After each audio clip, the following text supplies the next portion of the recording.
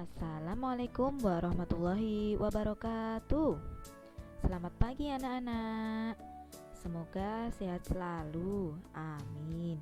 Anak-anak, pada kesempatan kali ini kita akan belajar mengenai perubahan energi pada kelas 3 tema 6 subtema 2. Jadi tujuan pembelajaran pada pagi hari ini adalah mencari informasi tentang perubahan energi. Mari kita simak penjelasan dari Bu Guru. Anak-anak, perlu kita ketahui bahwa energi itu tidak dapat diciptakan. Energi juga tidak dapat dimusnahkan. Namun, energi hanya dapat diubah dari bentuk satu ke bentuk lainnya sehingga bermanfaat untuk kehidupan sehari-hari. Kemudian, bagaimana perubahan energi itu terjadi? Ayo kita cari tahu sama-sama. Anak-anak, coba perhatikan gambar di samping. Gambar di samping merupakan gambar seorang laki-laki yang sedang bersepeda. Nah, lampu kayu dapat menyala walaupun tidak dihubungkan dengan baterai. Terang redupnya lampu kayu bergantung pada cepat lambatnya kita mengayuh sepeda. Agar lampu kayu dapat menyala, sepeda perlu dipasang dinamo untuk mengubah energi gerak menjadi energi listrik. Nah, jadi dinamo ini digunakan untuk mengubah energi gerak dari yang kita mengayuh menjadi energi listrik untuk menyalakan lampu kayu tersebut. Oh iya, anak-anak tadi sudah sarapan belum ya? Kalian tahu tidak bahwa makanan itu merupakan sumber energi kimia dalam tubuh kita? Nah, ketika kita sarapan, itu kan kita memakan makanan. Kemudian makanan itu diolah menjadi sari-sari makanan, kemudian diubah lagi menjadi energi. Nah, makanan itu diolah di dalam organ pencernaan kita. Nah, ketika sudah menjadi energi, maka dengan energi itu kita dapat bekerja. Contoh lain, kita dapat bergerak seperti ini, kita dapat berlari, kita dapat berjalan, kita dapat bersekolah. Nah, seperti itu kan kita karena ada energi di dalam tubuh kita. Jadi anak-anak, berdasarkan dua contoh tadi, itu dapat disimpulkan bahwa suatu energi itu dapat diubah dari bentuk satu ke bentuk energi lainnya. Seperti itu ya. Nah, oleh karena itu kita akan mempelajari beberapa contoh perubahan energi yang terjadi di sekitar kita. Kita bahas satu-satu ya.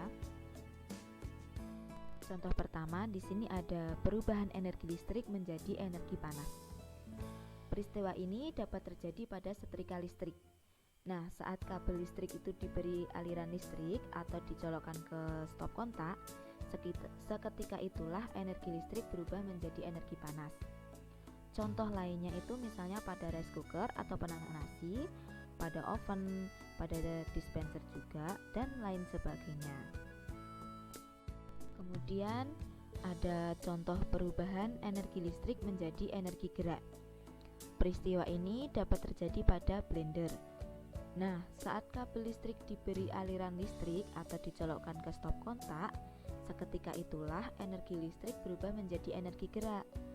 Contoh lainnya misal pada mixer, mesin cuci, kipas angin, dan lain sebagainya. Selanjutnya di sini ada perubahan energi listrik menjadi energi cahaya. Peristiwa ini dapat terjadi pada lampu pijar. Saat kabel listrik diberi aliran listrik, seketika itulah energi listrik berubah menjadi energi cahaya. Contoh lainnya misal pada layar televisi yang menyala, kemudian ada lampu hias dan lain sebagainya. Selanjutnya ada perubahan energi kimia menjadi energi panas. Peristiwa ini dapat terjadi pada kompor minyak. Sebelum digunakan, kompor diisi minyak. Kompor dinyalakan dengan api, maka timbullah panas. Contoh lainnya misal pada kompor gas dan lampu minyak serta lainnya. Nah, minyak tanah dan gas itu sebagai bahan bakar yang ada dalam kompor maupun lampu minyak. Kemudian energi pada minyak tanah dan gas adalah salah satu energi kimia. Nah, saat kompor minyak atau gas menyala atau lampu minyaknya menyala, terjadilah perubahan energi kimia menjadi energi panas. Selanjutnya ada perubahan energi gerak menjadi energi bunyi. Peristiwa ini terjadi pada pemain drum. Ia menggunakan energi geraknya untuk membunyikan drum. Contoh lainnya misal memukul kentongan, memukul beduk, buah jatuh, dan lain-lain. Anak-anak, apakah kalian tahu bahwa air dalam waduk itu dapat dijadikan sebagai pembangkit listrik tenaga air atau sering disebut sebagai PLTA? Kemudian apa sih itu waduk? Jadi anak-anak, waduk itu adalah danau alam atau danau buatan, kolam penyimpanan atau bendungan sungai yang bertujuan untuk menyimpan air. Energi yang dihasilkan dari tenaga aliran air waduk berupa energi gerak atau yang sering disebut sebagai energi kinetik. Nah, energi gerak air akan memutar alat yang disebut turbin. Kemudian turbin akan menggerakkan generator listrik. Geraknya generator listrik inilah yang akan menghasilkan listrik. Nah, kalian dapat melihat animasi yang bergerak di pojok kanan bawah ini ya. Itu ada aliran air, kemudian turbinnya bergerak yang juga menggerakkan generator. Nah, kemudian dari generator inilah nanti yang akan menghasilkan tenaga listrik. Kemudian listrik yang dihasilkan akan disalurkan ke gardu-gardu listrik. Dari gardu-gardu listrik tersebut kemudian disalurkan ke rumah-rumah atau ke kantor-kantor. Nah, listrik tersebut seperti yang sudah kita manfaatkan pada kegiatan sehari-hari di rumah. Perlu kita ketahui bahwa besarnya listrik yang dihasilkan oleh PLTA itu bergantung pada pertama, ketinggian air jatuh. Makin tinggi air jatuh, maka makin besar tenaga yang dihasilkan.